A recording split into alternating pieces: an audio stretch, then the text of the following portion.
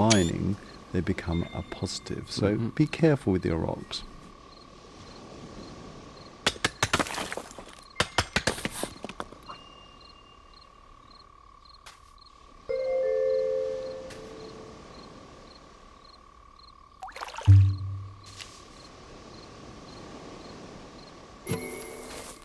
Build 'em.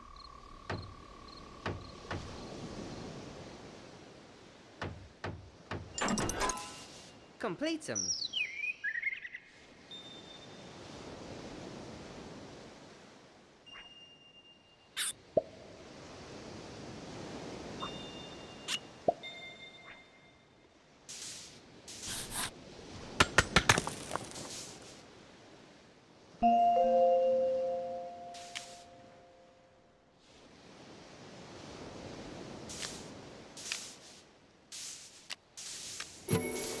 Build 'em.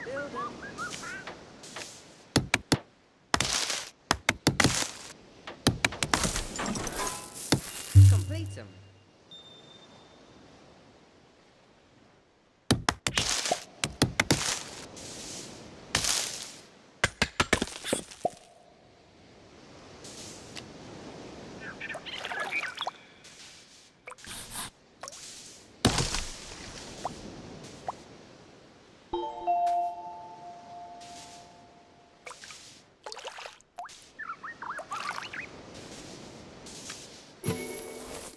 Build 'em.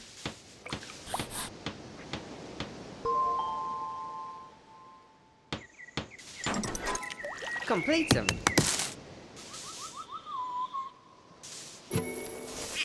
Build 'em.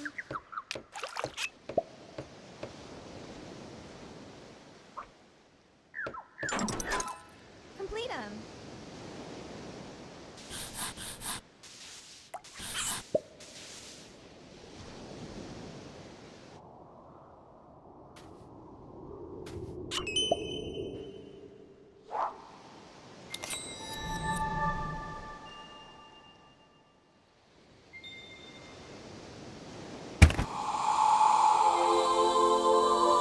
Here we are in the timeline. Now, we've gone through a ton of revisions, haven't we, on the timeline? Yeah, started out as a book, and then where did we go from a book? I think we had many iterations of the timeline. Yeah, many iterations. And really what we wanted to get to is a feeling for you that you were in control of what was unlocked and when it was unlocked.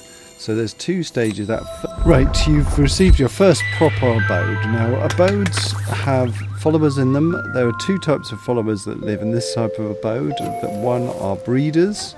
If an abode has breeders in, that means more people will be bred. Fairly obvious that. They also have workers. Now, you will notice that a little pip appears over an abode when a worker has something to do. You can click on that pip. At this moment, that's pretty much the only thing you can do with workers, but very soon now you'll be unlocking leashing. There's lots of powerful things that you can do with leashing. So it will seem a little bit grindy for a while. We just want to get you totally used to the idea that workers live in a boat. Okay, now you've got the Restore Ruin card. This allows you to direct your followers to repair these ruins, which generally speaking will unveil different parts of the land. Now, there are later on in the game, there are different routes that you can take. Some of these will require either a lot of your resources or a lot of your followers to do. Generally speaking, the more followers you put into this, the faster they'll be discovered. So I always like trying to get a follower to one of these temples as soon as I possibly can, and we'll be talking about that a little later. This is another feature which you've just unlocked belief. Possibly the most valuable of all the resources in Godus. Belief allows you to sculpt anywhere. It allows you to use some of the god powers that you'll be unlocking in the next hour. And the more belief you have, the more powerful you feel as a god.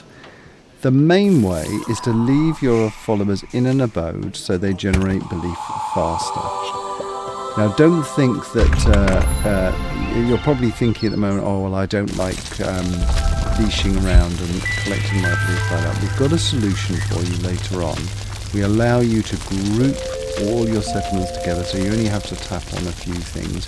But bear with us, because one thing I like about collecting belief at the start of the game, not at the end, not at the mid game, but the start of the game, is it reminds you, it pulls you back to your original settlers to pick up the belief. You'll also notice in the bottom left-hand corner that little pulsing belief ball shows you that you've got uncollected belief.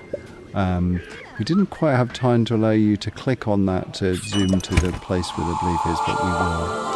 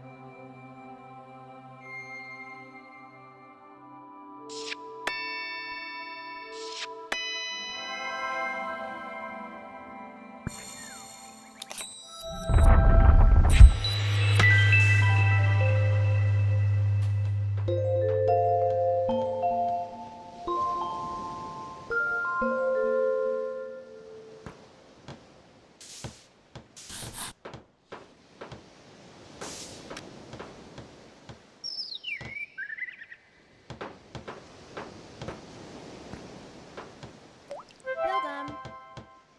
Build 'em. Build 'em. Build 'em. Build 'em. Build 'em.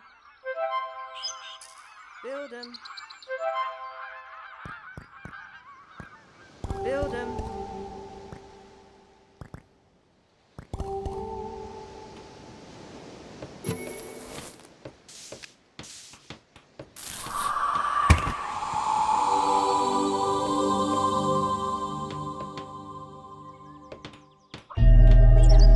Okay, Pit of Doom. This is the first PC exclusive feature and it unlocks gems. Now here's the thing. I love as a designer the concept of gems. The gems on the PC are very, very different to gems on mobile. Gems on the PC allow you to use your skill to find and collect and hoard gems, and then using those gems on different areas of the game. If you want things to go faster, if you want a building to go faster, you can do that. If you want to give your followers gifts, you can do that. If you want to go through voyages quick with more followers, you can do that. Gems really allow you to use your impatience or your curiosity to mod the game. They're not something to be frightened about. And you'll notice on the PC as well, there's no way of buying gems with money. We don't want you to buy with money. You've already... Okay, you've just unlocked the Living Society card. This is an example of, do you waste your stickers on this? Do you as a god care about your followers being happy or being friends? Now, we are going to be introducing a lot about happiness. You'll notice on the right hand side of the screen there is a happiness bar. You may think, well, who cares? I don't really care about your happiness. Happiness is going to become very important later on. We'll talk about it when we come to it. But you know, I've played this game without unlocking the Living Society, and okay, my followers are a little bit unhappy, but who cares less? Maybe you don't want to waste those stickers at the moment. Next is the Temple of Doom.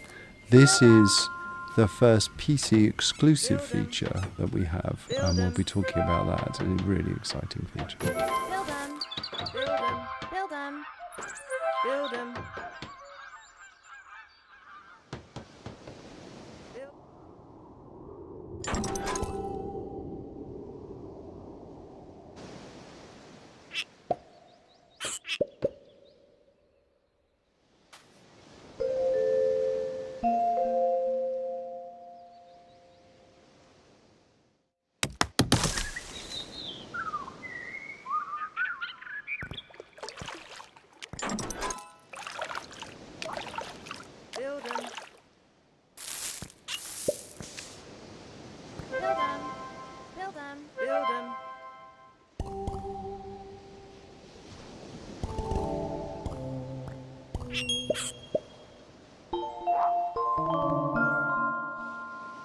The leash, at last. For me, this is where the game really starts to be a bit more strategic. Deciding where your followers go, what they build, deciding whether or not you want to leash your followers to the pit of doom and get those lovely gems from sacrificing their lives.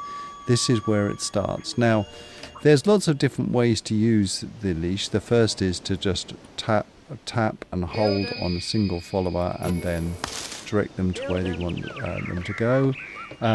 This can be to shrines of expansions that you've unlocked. This can be to repair different buildings. This can be to build things. This can be to take them and see what they will do. If you take a follower next to someone who's dead, you'll notice that they'll react differently. This is a way, we think, of you breaking their free will.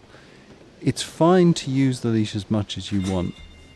Later on, in a subsequent update, we're tracking the amount of time that you take the free will away from your followers. So there is going to be a consequence to what I call over-leashing. But at the moment, feel free to do whatever you want with your followers. This is my favourite thing to do, actually, when you just get you save up your belief and you get about 15 people and lead them to a massive area of land that you've prepared, and then just leash them and let them all go to it and just start a massive building project. This is also the way that you get people to the pit of doom, just in case you're wondering. And this was a replacement for the totem that we originally had, which was a lot harder to balance than lifting and fiddling. This was our more tactile way of giving this mechanic. Yeah, and it does feel really nice to have that tactile feedback on your followers, to actually pick a follower up and decide exactly where they will go. Again, this is another thing I love about our approach is you may never use the leash. You can just sprog. It's called sprogging. If you tap on a follower pip above a house, you don't have to bother about it, but it does allow you for deeper strategies, really planning out your world. Sculpting an area that's up high, for example, will give you more belief when they generate belief, but you'll need to get your people there, and using the leash to do that is a fantastic way. You can also use this mechanic on trees or rocks to destroy trees or rocks. The same with collecting belief. So clicking and holding on any object in the world and dragging will usually give the same result.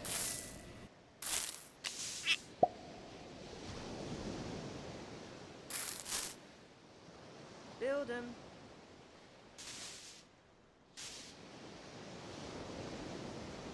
Build 'em. Build 'em.